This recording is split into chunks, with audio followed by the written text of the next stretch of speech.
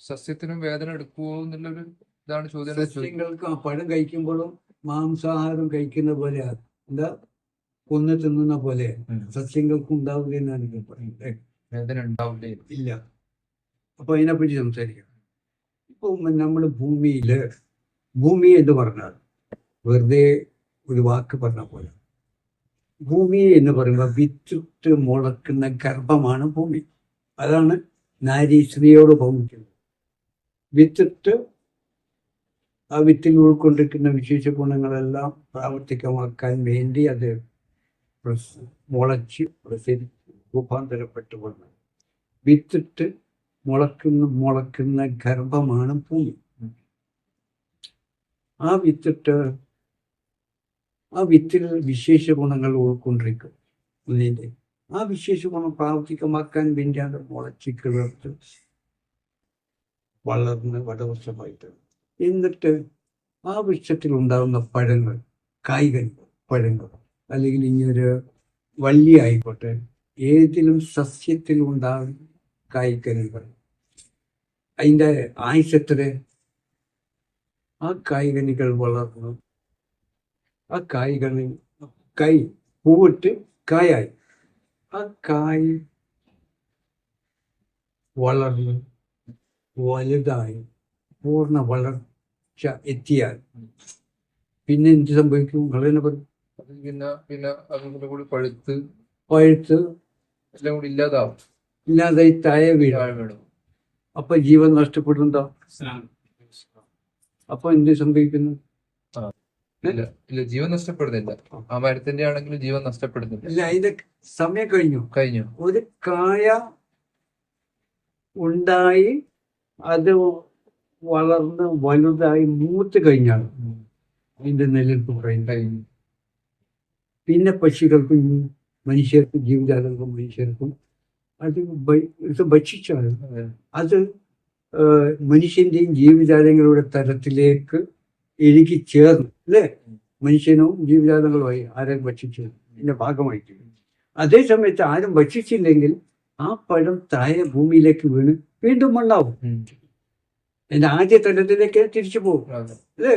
അപ്പോ ഈ സസ്യങ്ങളുടെ നിലനിൽപ്പ് എത്ര മാത്രമാണ്.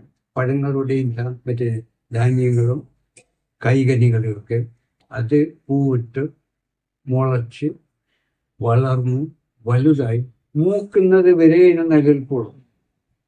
മൂത്ത് കഴിഞ്ഞാൽ പഴുത്ത് ചീഞ്ഞ് അല്ലെങ്കിൽ കണ്ണിയേറ്റ് താഴെ വീണ് ഭൂമിയിൽ വീണ് വീണ്ടും മണ്ണായി പോകും. അതിന് മുമ്പേ നിങ്ങളെടുത്ത് കഴിച്ചിട്ടുണ്ടെങ്കിൽ അത് അനുഗ്രഹീതമായി. ജീവജാലങ്ങളോ മനുഷ്യനോ അത് കഴിച്ചാൽ നിങ്ങളുടെ ഭാഗധേയമായി മാറില്ലേ? അത് അനുഗ്രഹീതല്ലേ? അപ്പൊ സസ്യങ്ങൾ, കൈകനികൾ, ധാന്യങ്ങളൊക്കെ അതിന് നിങ്ങൾക്ക് ഭക്ഷിക്കാനായിട്ട് ഉണ്ടാവും. ജീവജാലങ്ങൾക്കും മനുഷ്യർക്കും ഭക്ഷണത്തിനായിട്ടാണ് ഇവിടെ സസ്യങ്ങളും ധാന്യങ്ങളും കൈകനികളും എല്ലാം ഉണ്ടാവുന്നത്. ഭൂമിയിൽ ധാന്യങ്ങളും കൈകനികളും എല്ലാം ഉണ്ടാകുന്നത് കൊണ്ട് ജീവജാലങ്ങളും മനുഷ്യൻ അത് ഭക്ഷിച്ച് നിലകൊള്ളും. അപ്പൊ നമ്മൾക്ക് വേണ്ടിയിട്ട് നമ്മളെ മനുഷ്യരുടെ പല്ലുകളൊക്കെ ഈ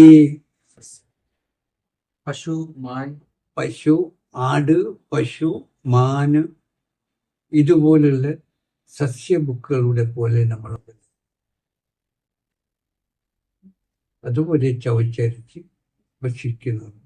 അപ്പോൾ സസ്യബുക്കാണ് മനുഷ്യനും. അപ്പോൾ നമ്മൾ സസ്യബുക്കിന്റെ പ്രത്യേകത എന്താന്ന് പറഞ്ഞാൽ നമ്മുടെ മനസ്സ്, ഇദ്ദേഹം പറഞ്ഞ പോലെ നമ്മുടെ മനസ്സ്,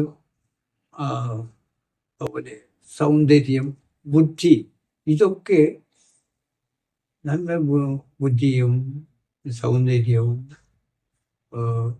നല്ല സ്വഭാവം ഒക്കെ ആ സസ്യബുക്കിന്റെ പ്രത്യേകമായിരിക്കും.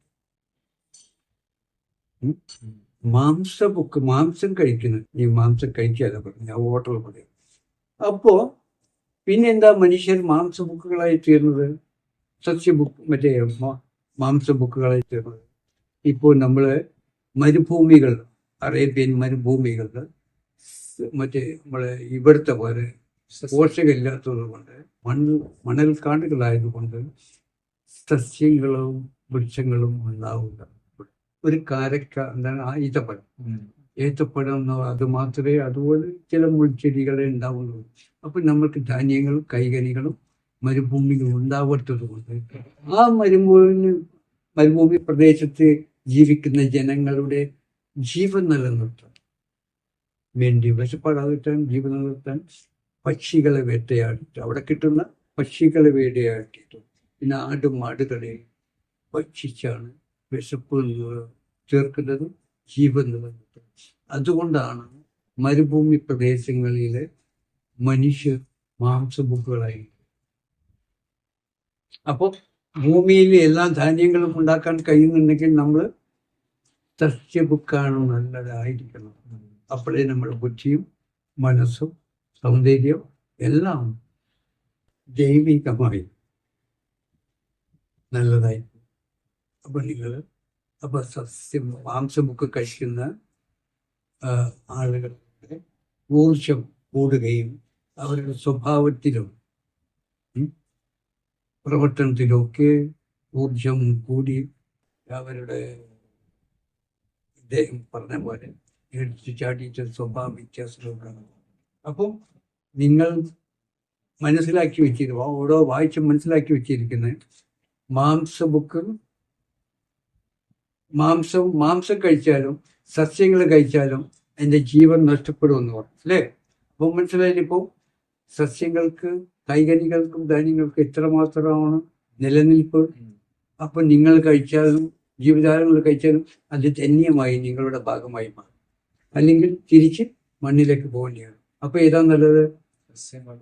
സസ്യങ്ങൾ കഴിച്ചാൽ അത് അനുഗ്രഹീതമായി നിങ്ങളുടെ ഭാഗധേയമായി. അല്ലെങ്കിൽ തിരിച്ചു പോകില്ല, വെറുതെ ആയില്ല, അത് ഉണ്ടായത് തിരിച്ചു മണ്ണാവും. അതാണ് സസ്യങ്ങളാണ് നമ്മൾ കഴിക്കുന്നത്. മാംസം അർത്ഥത്തിൻ്റെ ആവശ്യമാണ്. ഈ സസ്യങ്ങൾ കിട്ടാതെ, ധാന്യങ്ങൾ കിട്ടാതെ വിശപ്പാകറ്റാൻ കഴിയാത്ത വയസ്സ് വരുമ്പോഴാണ് മാംസങ്ങളും മാംസങ്ങളും കഴിക്കേണ്ടത്. പിന്നെ വേറെ പ്രശ്നമുണ്ട്. നമ്മുടെ ദ്വീപ്, ലക്ഷദ്വീപ്, അതുപോലെ ദ്വീപുകളിൽ ഇതുപോലെ മണലാണ്. അവിടെ കടലിന്റെ നടുവിലുള്ള ഒരു കൂനയാണ് ദ്വീപുകൾ. അവിടെയും മണലുകളാണ്. അവിടെയും കൃഷി ചെയ്യാൻ കഴിയുന്നു ഇതുപോലെ. അപ്പൊ അവര് ആശ്രയിക്കുന്നത് തേങ്ങ ഉണ്ടായിരുന്നു അവിടെ ദ്വീപുകൾ. തേങ്ങയും കടലിലെ ചുറ്റുകടലാണ്, കടലിലെ മത്സ്യങ്ങളും തേങ്ങയാണ് അവരുടെ ഭക്ഷണം. അപ്പോൾ നമ്മുടെ അവിടെ വിശപ്പകറ്റാൻ, ജീവൻ നിലനിർത്താനും ഏതാണോ ലഭ്യമായത് അത് കഴിക്കുന്ന വിശപ്പകറ്റുന്ന ജീവൻ നിലനിർത്തും. ഇത് മനസ്സിലാവും. അപ്പോൾ നമുക്ക് കഴിയുന്നതും ധാരാളം ധാന്യങ്ങളും കൈകനിയും കിട്ടുന്നുണ്ടെങ്കിൽ, വെജിറ്റേറിയൻ കിട്ടും, അതാണ് ഏറ്റവും നല്ലത്. ഓക്കെ, അതാണ് ഇദ്ദേഹത്തിൻ്റെ അനുഭവം.